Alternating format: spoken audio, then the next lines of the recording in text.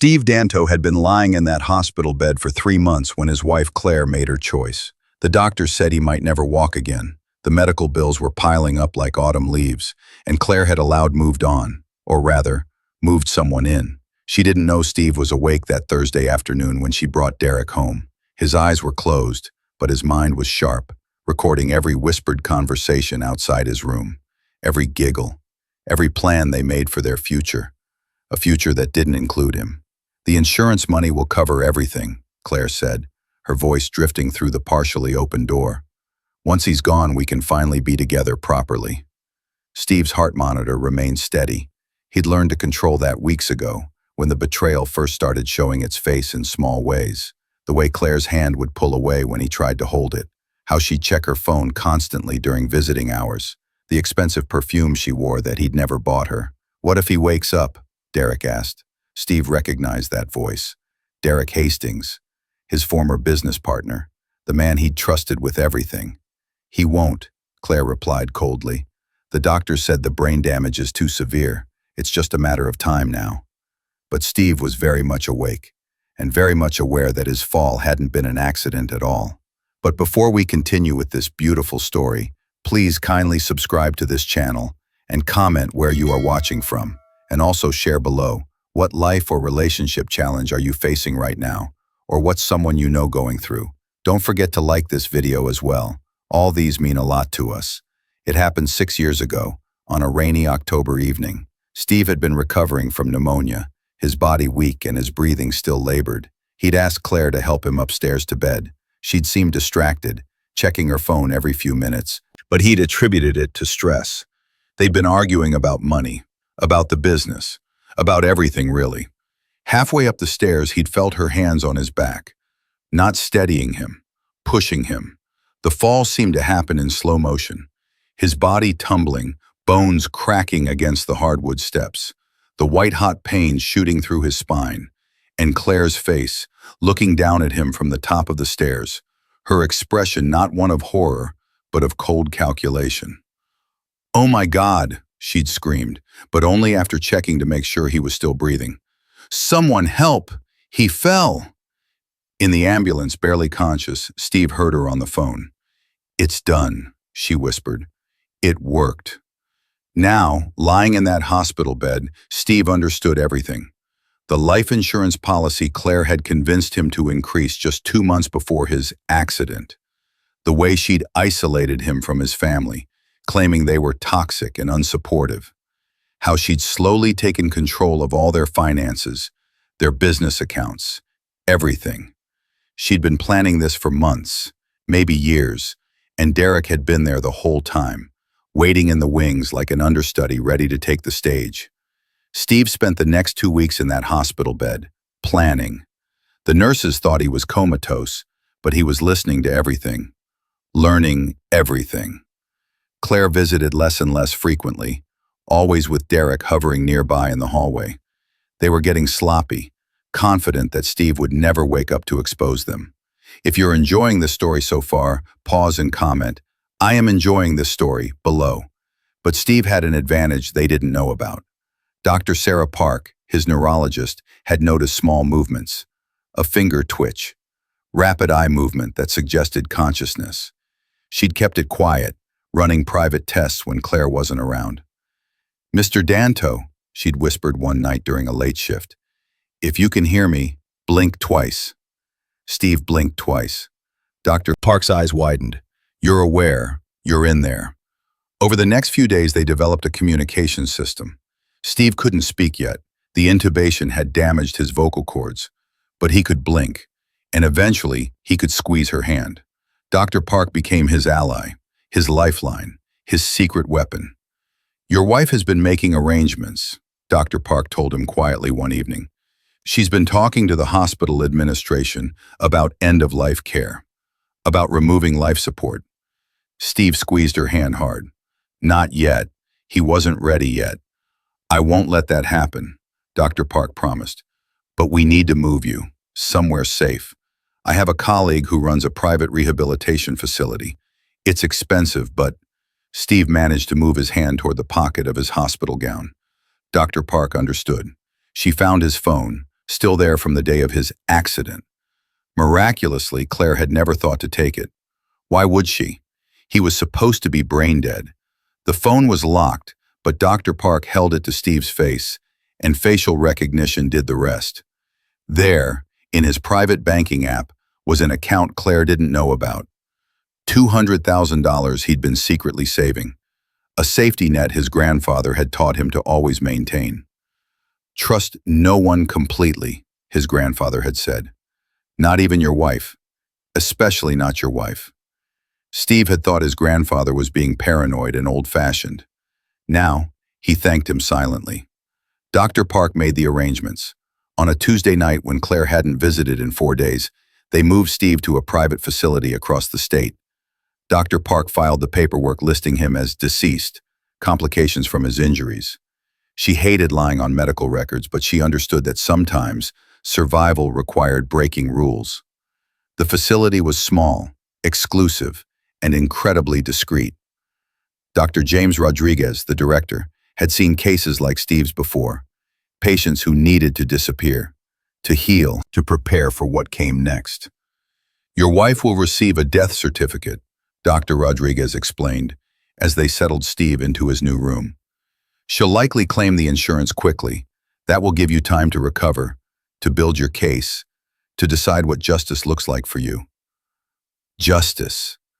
Steve thought about that word constantly during the long months of rehabilitation. His body was broken, but it wasn't beyond repair. The spinal injury was serious but not complete. With intense physical therapy, he could walk again. Maybe not perfectly, but enough. His therapist, a woman named Angela Martinez, who'd worked with trauma survivors for 20 years, pushed him harder than he'd ever been pushed in his life. Pain is your body's way of saying you're still alive, she'd tell him, as he struggled through exercises that made him want to scream. Your wife wanted you dead. Prove her wrong. Steve proved her wrong every single day. First he could sit up, then stand with support, then take hesitant steps between parallel bars. 6 months after his supposed death, he could walk with a cane. A year later, he didn't need the cane anymore. But physical recovery was only part of the journey. Steve also had to heal from the emotional destruction of knowing the woman he'd loved, the woman he'd built a life with, had tried to murder him. Talk to me about Claire, his therapist, Dr. Nina Danto, would say during their sessions. What was your relationship like before all this? Steve thought back. I thought it was good. We met in college. She was studying art history. I was in business. We seemed perfect together. She was creative. I was practical. We balanced each other out. When did things change? I don't know if they changed or if I just finally saw what was always there. Steve stared at the ceiling. After we got married, she wanted the big house, the luxury cars, the country club membership. I was building my business with Derek, working 80-hour weeks. Claire said she understood, but she started resenting it. The money I made was never enough. Did she work?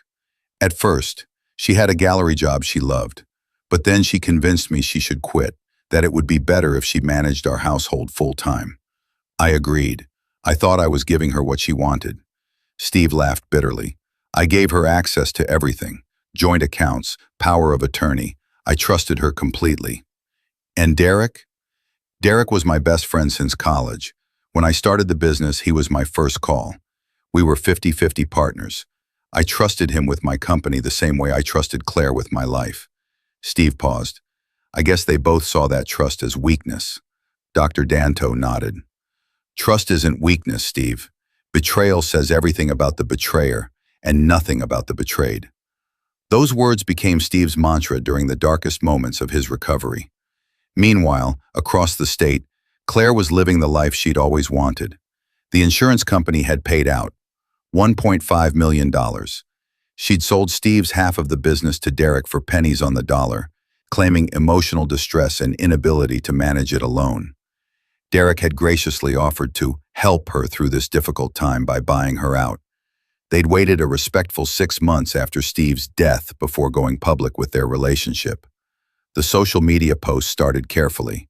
Derek supporting Claire through her grief, Claire thanking him for being such a good friend. Then pictures of them together at restaurants, at charity events, at the theater. A year after Steve's death, they got engaged. The wedding was planned for their second anniversary, a lavish affair at a vineyard in Napa Valley. Steve watched it all unfold through private investigator reports and social media monitoring. Every photo of Claire smiling with Derek, wearing jewelry Steve had never been able to afford, living in a penthouse apartment overlooking the city, it all fueled the fire burning inside him. But he wasn't ready. Not yet. He needed to be stronger, smarter, more prepared. Dr. Park helped him access his medical records from the night of the accident. There, buried in the emergency room notes, was something interesting. The attending physician had noted bruising patterns on Steve's back that were inconsistent with a simple fall. There'd been a suggestion to contact the police, but Claire had tearfully explained that Steve had been sick, delirious, that he'd been stumbling all day. The matter was dropped, but the records remained. Steve also hired a forensic accountant to track what Claire and Derek had done with the business. What they found was stunning. In the 2 years before Steve's accident, Derek had been slowly siphoning money from the company into offshore accounts. Claire had been helping him, using her access to Steve's personal accounts to hide the theft. They'd stolen over $800,000. The business Steve had built from nothing was now drowning in debt that Derek had cleverly transferred entirely onto Steve's shares. When Claire sold those shares to Derek, she'd essentially paid him to take worthless paper, while Derek kept all the valuable assets. It was elegant, really. Criminal, but elegant. Steve spent 3 years building his case. 3 years getting stronger, gathering evidence, preparing for the moment when he would step back into his old life and destroy theirs. He changed his appearance, lost 40 pounds and gained muscle, grew a beard, wore glasses, changed his style completely. The doctors had reconstructed part of his face after the fall anyway. A broken orbital bone, a shattered jaw. He looked different enough that casual acquaintances wouldn't recognize him immediately. He created a new identity. Steve's middle name was James, so he became James Parker. He moved to a small town 2 hours from the city where Claire and Derek lived their perfect life. He got a job as a consultant for a marketing firm, slowly rebuilding his professional network without using his real name. And he watched, he waited, he planned. In year 4, Claire and Derek got married. Steve watched the ceremony via a live stream that someone had posted publicly. Claire wore a dress that cost more than their entire original wedding. Derek looked smug in his custom tuxedo. They exchanged vows about eternal love and partnership. Steve felt nothing. The man who'd loved Claire had died in that hospital bed. What remained was someone harder, colder, more focused. In year 5, Steve started making his moves. Small ones at first. Anonymous tips to the IRS about Derek's offshore accounts. Carefully worded emails to former business associates, asking questions about the company's finances around the time of Steve's death, planting seeds of doubt. He also reconnected with his family, the family Claire had convinced him to abandon. His sister Jennifer didn't recognize him at first when he showed up at her door. "Steve!" she'd gasped, her hand flying to her mouth. "But you're dead." "I know," he'd said quietly. "Can I come in? I have a lot to tell you." Jennifer and their mother became his support system, his anchor to the person he used to be. They wanted him to go to the police immediately, but Steve convinced them to wait. "I need to do this right," he explained. "If I go to the police now, it's my word against theirs. Claire will claim I'm mentally unstable, that the fall damaged my brain. I need irrefutable evidence. I need to make sure they can't talk their way out of this." His family reluctantly agreed to keep his survival secret. Now, 6 years after his death, Steve was ready. He'd accumulated evidence that would destroy them. Financial records proving the theft. Medical records showing the suspicious bruising. Testimony from Dr. Park about Claire's eagerness to remove life support. Records of phone calls between Claire and Derek in the days before and after the accident. Security footage from their apartment building showing Derek leaving Claire's place the morning of Steve's fall, hours before the accident occurred. He had everything, almost everything. What he needed now was the confession, the admission of guilt that would seal their fate forever. And he knew exactly how to get it. Steve stood in front of the mirror in his apartment, looking at the man he'd become. Stronger than before, harder, changed in ways that went far beyond the physical. Tomorrow he would ring Claire's doorbell. Tomorrow he would step back into his old life. Tomorrow, 6 years of careful planning would culminate in a confrontation that would change everything. He thought about the look on Claire's face when she saw him, the shock, the fear, the realization that her perfect life was built on a foundation that was about to crumble. Steve smiled. It wasn't a kind smile. It was the smile of a man who'd been to hell and climbed back out carrying receipts. Tomorrow, he said to his reflection, tomorrow, they learn that some people don't stay dead. He picked up his phone and sent a single text message to a number he hadn't used in 6 years. Claire's number. The phone she probably still had, probably still used. The message was simple. I'm coming home. 3 dots appeared immediately. Someone was typing. Then they stopped. Then they started again. Finally, a response. Who is this? Steve didn't reply. He just smiled and put the phone down. Let her wonder. Let her worry. Let her spend the night questioning everything, her mind racing through possibilities, never quite landing on the impossible truth. Because tomorrow, when Steve Danto, the man she murdered, the man she buried, the man she erased, showed up at her door very much alive, Claire would learn that some ghosts come back, and they come back for justice. Claire's hands shook as she stared at her phone. I'm coming home. The message glowed in the darkness of her bedroom. 3 words that made no sense but somehow filled her with a dread she couldn't explain. Who is it? Derek asked from beside her, his voice thick with sleep. I don't know, Claire whispered, probably a wrong number. But it wasn't Steve's old number. She'd deleted that contact years ago, unable to look at it without feeling. What? Guilt? She'd convinced herself she didn't feel guilt.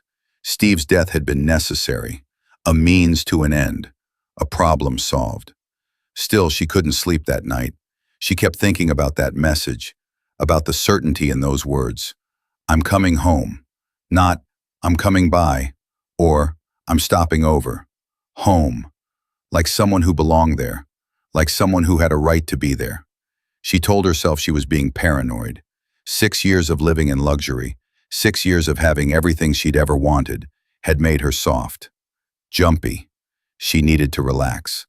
But the next morning, when the doorbell rang at exactly 9 o'clock, Claire's coffee cup slipped from her hand and shattered on the marble floor. Derek was already at work. The housekeeper didn't arrive until 10. Claire was alone when she opened the door and saw a ghost. He looked different, thinner in some ways, broader in others. A beard covered the lower half of his face. Glasses perched on a nose that seemed slightly different than she remembered. But the eyes, those eyes were unmistakable. Hello, Claire, Steve said quietly. Surprised to see me? Claire couldn't speak, couldn't breathe. Her brain refused to process what her eyes were showing her. Dead people didn't ring doorbells. Dead people didn't stand on your porch wearing expensive suits and looking at you with expressions that mixed anger with something that might have been satisfaction. You're dead, she finally managed to whisper. Am I? Steve stepped forward, and Claire instinctively stepped back. I have a death certificate that says I am. A grave with my name on it. An obituary you wrote yourself. Very touching, by the way. Loving husband taken too soon. I especially like the part about how I died peacefully, surrounded by family. We both know that's not how it happened. Claire's mind raced. This wasn't possible. She'd seen the death certificate. She'd collected the insurance money. She'd attended the funeral. A closed casket, but the funeral director had assured her the body was there. How? She started. How did I survive? Steve finished for her. Is that what you want to know? Or do you want to know how I've been spending the last 6 years? What I've been doing while you've been living in my penthouse, spending my insurance money, sleeping with my business partner? Steve, I can explain. Can you? His voice was still quiet, conversational almost, which somehow made it more terrifying than if he'd been shouting. Can you explain why you pushed me down the stairs? Can you explain the conversations you had with Derek about the insurance money while I was lying in a hospital bed? Can you explain how you tried to convince doctors to remove my life support? Claire's back hit the wall of the foyer. You were in a coma. You were brain dead. The doctors said what you wanted them to say, what you led them to believe. Steve pulled out his phone and tapped the screen. Claire's own voice filled the hallway, tinny but clear through the speaker. The insurance money will cover everything. Once he's gone, we can finally be together properly. Derek's voice responded. What if he wakes up? He won't. The doctor said the brain damage is too severe. It's just a matter of time now. If you're enjoying this story so far, pause and comment, I am enjoying this story, below. Claire felt her legs give out. She slid down the wall until she was sitting on the floor of the foyer, her silk robe pooling around her. Where did you get that? She whispered. I was awake, Claire, the whole time. I heard everything, every conversation, every plan, every lie you told my doctors, my family, the insurance investigators. Steve crouched down to her level. Did you really think you could kill me and just walk away? I didn't try to kill you, Claire said automatically, her brain scrambling for any explanation, any story that might work. You fell. You were sick. You were weak. You fell. Steve pulled up his shirt, revealing a scar that ran along his lower back. The emergency room doctor noted bruising patterns consistent with someone being pushed. He wanted to call the police, but you cried so prettily, told such a convincing story about how confused and sick I'd been. He let his shirt fall back down. You're good at lying, Claire. I'll give you that. You're very, very good. What do you want? Claire asked, because what else was there to say? Denial was pointless. He had recordings, evidence, 6 years of proof. What do I want? Steve stood up. I want you to understand what you took from me. I want you to feel what I felt when I realized my wife, the woman I loved, the woman I built a life with, pushed me down the stairs and then tried to finish the job in the hospital. Steve, please.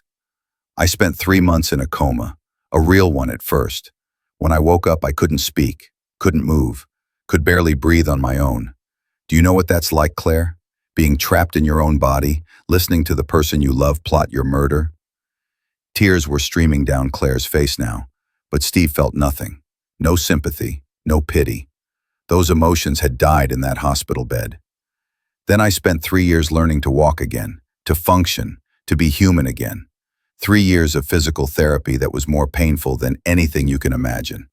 And you know what kept me going? Not hope, not love, revenge. The knowledge that one day I would stand in front of you and watch your perfect little world collapse. I'm sorry, Claire sobbed. I'm so sorry. I don't know what I was thinking. Derek and I, we fell in love. And you were always working, always focused on the business. And I felt so alone. Don't. Steve's voice cracked like a whip. Don't you dare try to justify this. You didn't have an affair and ask for a divorce like a normal person. You tried to murder me. You tried to murder me. The door opened behind them. Derek walked in, stopping short when he saw Steve standing in his foyer. What the hell? Derek's face went white. Steve? Hello, partner, Steve said, turning to face the man who'd been his best friend. Or should I say, former partner. I hear you bought out my half of the business. Quite the bargain you got, almost like you knew exactly when to make your move. Derek looked from Steve to Claire, who was still crumpled on the floor. This isn't. You're supposed to be dead. Disappointed? Steve asked. I bet you are. All those plans you and Claire made, the business you stole, the money you embezzled, the life you built on my grave. And here I am, alive and very, very angry. Derek's shock was morphing into something else. Calculation. Steve recognized that look. It was Derek's negotiation face, the one he wore when trying to close a difficult deal.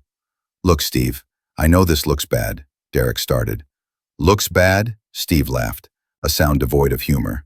You had an affair with my wife, helped her try to kill me, stole my business, and collected insurance money from my supposed death. But sure, it just looks bad. We can fix this, Derek said quickly. We can work something out. Money, the business, whatever you want. What I want is for both of you to go to prison, Steve said flatly. What I want is for you to lose everything, the way I lost everything. What I want is justice. Claire finally found her voice. You can't prove any of this. It's been 6 years. Even if you go to the police now, it's your word against ours. Steve smiled. Is it? Because I have the hospital recordings. I have financial records showing Derek embezzled $800,000 from our company. I have documentation of the insurance fraud. I have medical testimony from Dr. Sarah Park about your attempts to remove my life support. I have security footage from this building showing Derek here the morning of my accident, leaving at 6 a.m., hours before he was supposed to arrive for our business meeting. Derek's face went pale. You're bluffing. Am I? Steve pulled out a folder from inside his jacket. Here's a copy of everything I've given to the FBI. Wire fraud, insurance fraud, attempted murder, conspiracy. The agents are very interested in your offshore accounts, Derek. And Claire, they're fascinated by how quickly you filed that insurance claim. Almost like you were expecting me to die. The folder landed on the marble floor with a slap that seemed impossibly loud in the silence. This isn't happening, Claire whispered. This can't be happening. But it is happening, Steve said. Right now, federal agents are securing your bank accounts, freezing your assets. This penthouse? It's bought with insurance money obtained through fraud. You'll lose it. The cars, the country club membership, the jewelry, all of it will be seized. You bastard, Derek snarled, finally showing his true colors. We should have made sure you were dead. There it is, Steve said softly. The confession. Thank you for that. Derek's eyes widened as he realized what he'd just said. His hand moved to his pocket, probably for his phone, but Steve was faster. He pulled out his own phone, showing the recording app that had been running since before he rang the doorbell. That's admission of intent to murder, Steve said. Combined with everything else I have, you just guaranteed yourself a prison sentence. Derek lunged at Steve, but Steve had spent 3 years training his body back to peak condition. He sidestepped easily, letting Derek's momentum carry him into the wall. Derek slumped against it, defeat written across his face. Why? Claire asked, her voice broken. Why come back? Why not just stay dead and start over somewhere else? Steve looked at her, this woman he'd once loved more than his own life. Because you needed to know that actions have consequences. Because you needed to understand that you can't just erase people when they become inconvenient. And because somewhere out there, there might be someone else like me, someone married to someone like you, and maybe, just maybe, my story will save their life. The sound of sirens grew louder outside. Steve had timed this perfectly. That would be the FBI, he said. I've been coordinating with them for the past year. They're very interested in talking to both of you. Claire started crying harder. Steve, please. We can fix this. I can explain everything to them. It was all Derek's idea. I was just going along with it. I was scared. Don't, Derek snapped at her. Don't say another word without a lawyer. But Claire was past listening. I loved you, she said to Steve. In the beginning, I really did love you. Maybe you did, Steve replied. But love isn't enough when it's built on lies. And whatever you felt for me died long before you pushed me down those stairs. The doorbell rang. Steve walked over and opened it himself, revealing 4 FBI agents in dark suits. Mr. Danto, the lead agent said, we're ready whenever you are. These are the suspects, Steve said, gesturing to Claire and Derek. I believe you have warrants? We do. The agents moved into the apartment, reading Claire and Derek their rights. Claire was still crying. Derek was silent, his jaw clenched, already planning his legal defense. Steve watched them being handcuffed, these 2 people who'd tried to erase him from existence. He waited for satisfaction, for triumph, for the sweet taste of revenge. Instead, he felt empty, tired, ready for this chapter to finally close. Mr. Danto, one of the agents approached him. We'll need you to come down to the office and make your formal statement. I know, Steve said. I'm ready. As they led Claire and Derek out of the penthouse, Claire turned back one last time. "I'm sorry," she said. "For whatever it's worth, I'm truly sorry." Steve looked at her, really looked at her, and saw not the woman he'd married, but a stranger who'd been willing to kill for money and comfort, a stranger who'd slept beside him for years while planning his death. "It's worth nothing," he said quietly. "Your apology is worth absolutely nothing." And with that, Steve Danto walked out of the penthouse, leaving his old life, and the people who tried to steal it, behind forever. But his story wasn't quite over yet. The trial took 18 months. 18 months of depositions, testimony, media coverage, and reliving the worst moments of Steve's life over and over again for judges, juries, and journalists who treated his near-death like entertainment. Claire and Derek hired expensive lawyers who tried every trick in the book. They claimed Steve had faked his death for insurance fraud. They suggested he had mental health issues from the fall that made his testimony unreliable. They painted him as a vengeful ex-husband who couldn't accept that his wife had moved on. But the evidence was overwhelming. The recordings, the medical records, the financial trail, the security footage, and most damning of all, Derek's recorded confession. "We should have made sure you were dead." The jury deliberated for 3 hours. Derek got 20 years for conspiracy to commit murder, wire fraud, and embezzlement. Claire got 15 for attempted murder and insurance fraud. Their appeals were denied. Their assets were seized. Everything they'd built on Steve's supposed grave was torn down, sold off, distributed to creditors and victims. Steve watched the sentencing from the gallery, sitting between his sister Jennifer and his mother. When the judge read the verdicts, his mother squeezed his hand. "It's over," she whispered. "You can finally move on." But could he? Steve had spent 6 years focused on one goal, bringing Claire and Derek to justice. Now that goal was accomplished. They were in prison. Their lives were destroyed. He'd won. So why did he still feel so hollow? The media wanted interviews. Magazines wanted to publish his story. A producer called about a documentary.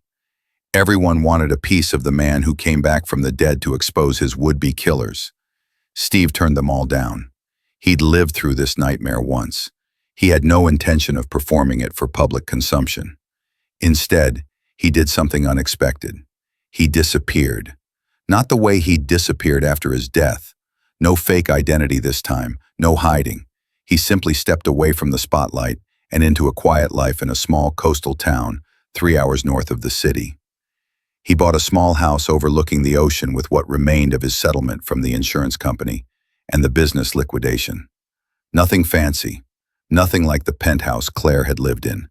Just a simple 2-bedroom cottage with a porch where he could watch the sunrise.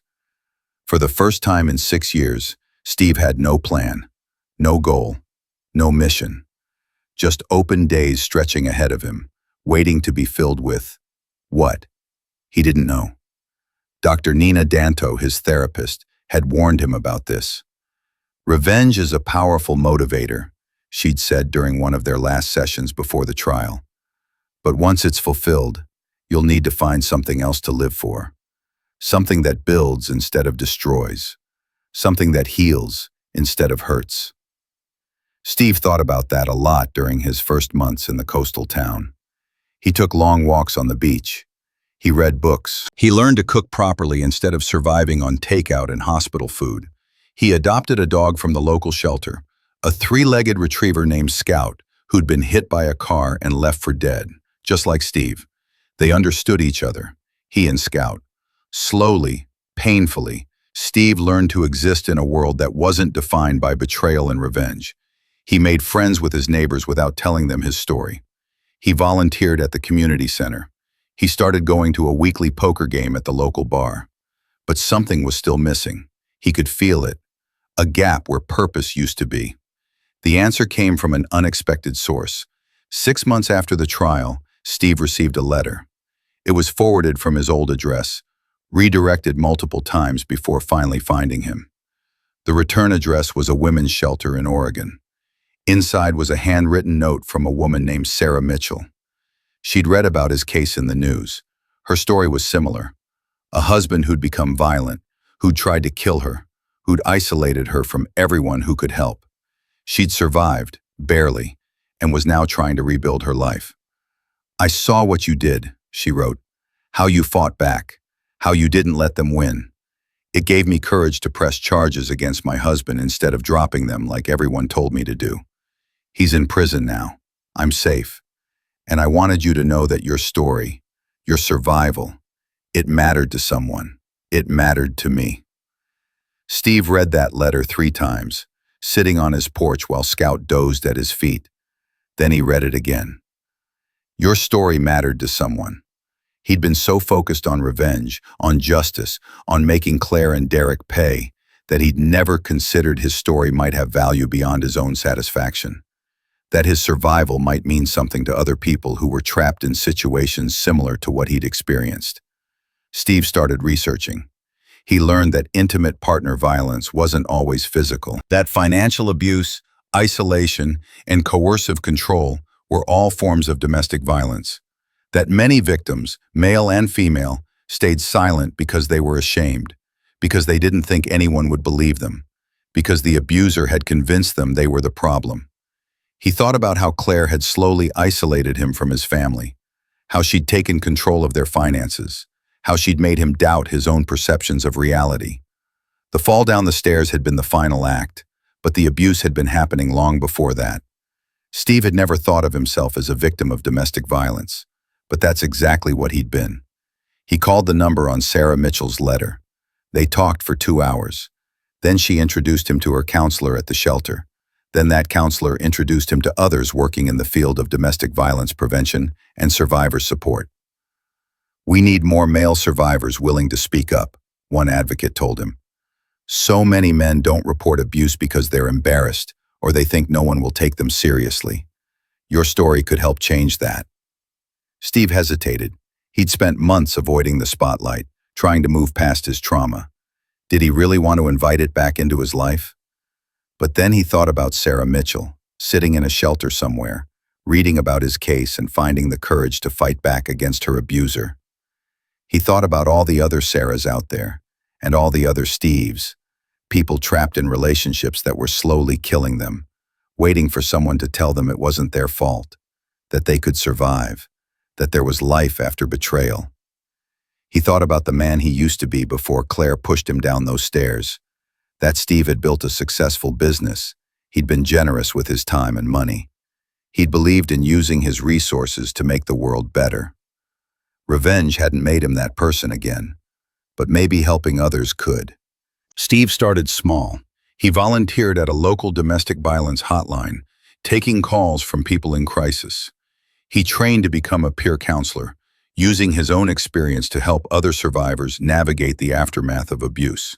Then he started speaking publicly, first at a small community center event, then at larger conferences. He talked about financial abuse, about coercive control, about how abusers isolate their victims, about warning signs he'd missed. He was honest about his desire for revenge, about the years he'd spent planning Claire and Derek's downfall. But he was also honest about how empty that revenge had felt in the end, how it hadn't healed him the way he'd expected. Justice mattered, he told audiences. Accountability mattered. They needed to face consequences for what they did. But revenge didn't fix what was broken inside me. Only healing could do that. Only building something new could do that. The speaking engagements led to consulting work. Steve helped organizations develop better protocols for identifying financial abuse. He worked with law enforcement to train officers on recognizing intimate partner violence against men. He advised lawmakers on legislation to protect domestic violence survivors. A year after receiving Sarah Mitchell's letter, Steve launched a foundation. The Steve Danto Foundation for Survivor Advocacy provided resources, legal support, and financial assistance to people escaping abusive relationships, with a special focus on male survivors and victims of financial abuse, populations that were often overlooked. The foundation grew quickly. Donations poured in from people who'd read about Steve's story, from corporations looking to support domestic violence prevention, from survivors who wanted to give back. Steve hired staff, including Dr. Sarah Park, the neurologist who'd saved his life. She became the foundation's medical director, helping survivors navigate complex medical and legal documentation of abuse. Angela Martinez, his physical therapist, joined to develop programs helping survivors recover from physical trauma. Dr. Nina Danto came on as director of mental health services. Even Steve's sister Jennifer got involved, managing the foundation's outreach programs. 2 years after the trial, the foundation had helped over 3,000 survivors escape abusive situations. They'd changed laws in 4 states. They'd trained over 10,000 law enforcement officers and medical professionals on recognizing intimate partner violence. Steve's story was still part of it. He never hid what had happened to him, but it was no longer the only story. The foundation amplified hundreds of voices, thousands of stories, creating a chorus of survival that couldn't be ignored. And somewhere in all of that work, in all those lives touched and changed, Steve found what Dr. Nina Danto had told him to look for. Something to live for that built instead of destroyed. Something that healed instead of hurt. He was having coffee on his porch one Saturday morning when scouts started barking. A car had pulled into his driveway, a small sedan with Oregon plates. A woman got out. She was in her 30s, dressed casually, with kind eyes and a nervous smile. "Steve Danto?" she asked. "That's me," Steve said, standing up. Scout bounded over to investigate the visitor. "I'm Sarah Mitchell," she said. "I wrote you a letter a couple years ago. I hope you don't mind me showing up like this. I was in the area visiting family, and I wanted to thank you in person." Steve smiled, a real smile, the kind that reached his eyes. "I'm glad you did. Would you like some coffee?" They sat on the porch for 3 hours, talking about their experiences, their healing, their lives after trauma. Sarah had gone back to school and was studying to become a social worker. She wanted to help other survivors the way people had helped her. "Your foundation gave me a grant," she said, "for tuition. Without that, I wouldn't have been able to afford school." "You would have found a way," Steve said. "You're a survivor. That's what we do. We find ways." As Sarah was leaving, she turned back. "Can I ask you something?" "Sure. Do you ever regret it, coming back, exposing them? Sometimes I wonder if I should have just left my ex-husband instead of pressing charges. The trial was so hard, having to relive everything." Steve thought about that question. Did he regret it? "I don't regret seeking justice," he said finally. "They needed to be held accountable. But I do regret how much of my life I gave to anger and revenge. I regret the years I spent focused on destroying them instead of rebuilding myself. If I could do it over, I'd still pursue justice. But I'd start healing sooner. I wouldn't wait until after the trial to start living again." Sarah nodded slowly. "That makes sense. Thank you." After she left, Steve sat back down on his porch.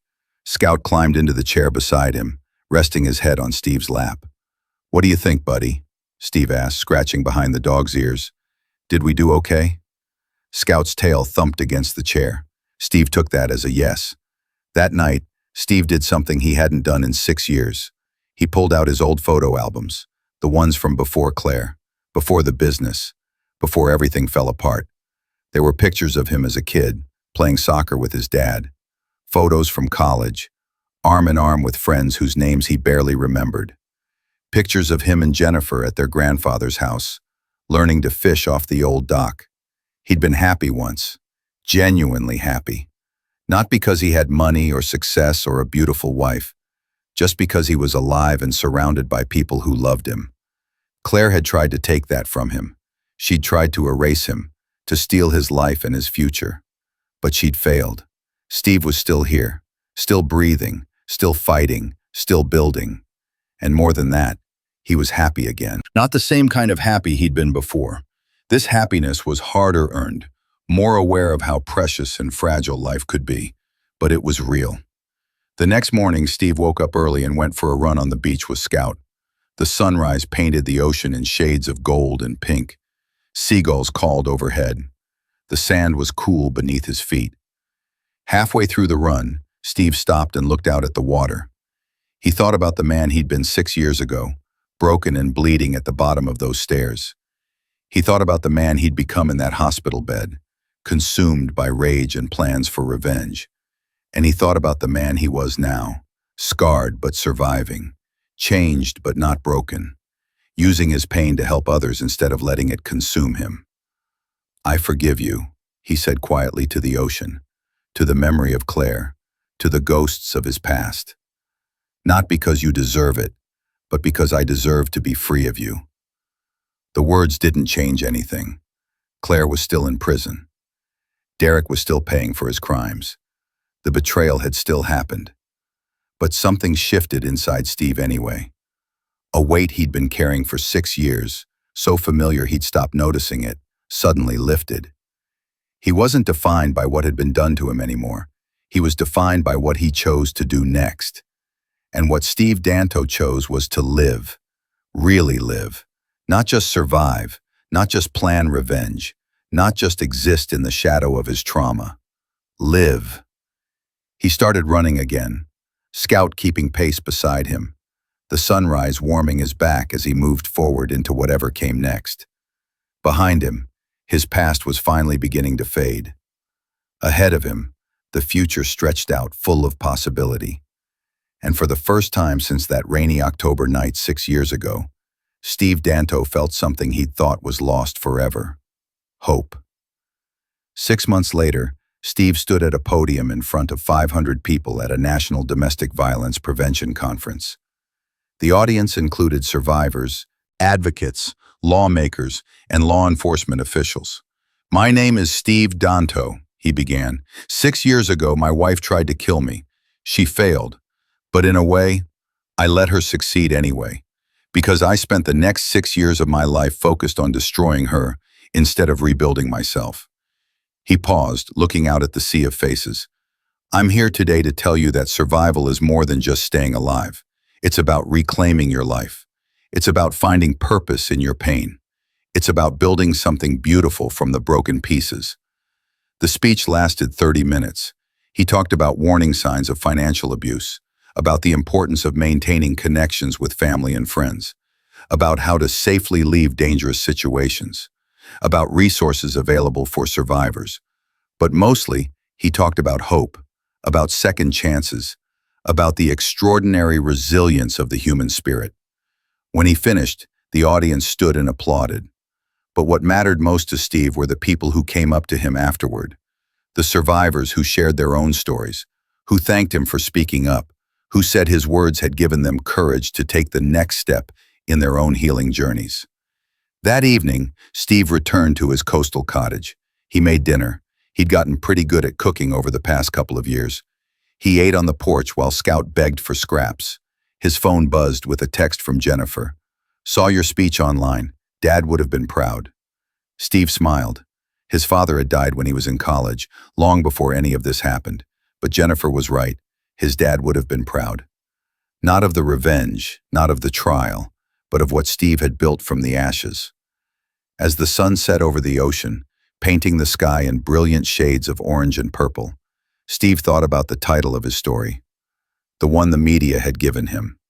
"Wife pushed her sick husband off the stairs for lover. 6 years later, what he did shocked everyone." It was clickbait, designed to get attention. But it wasn't wrong. What he'd done had shocked everyone. Not just the revenge part. Anyone could understand the desire for revenge. What shocked people was what came after. The forgiveness, the healing, the choice to use his trauma as a catalyst for helping others instead of remaining bitter and broken. That was the real shock. That was the real story. Not that he'd survived, but that he'd chosen to truly live. And as Steve sat on his porch, watching the sun disappear into the ocean, Scout curled up at his feet, he realized something profound. Claire and Derek had tried to write the ending to his story. They'd cast themselves as the victors and him as the tragedy. But they'd forgotten something crucial. Steve Danto was the author of his own life, and he was writing a much better ending than they ever could have imagined. An ending that proved some people don't just come back from the dead, they come back stronger.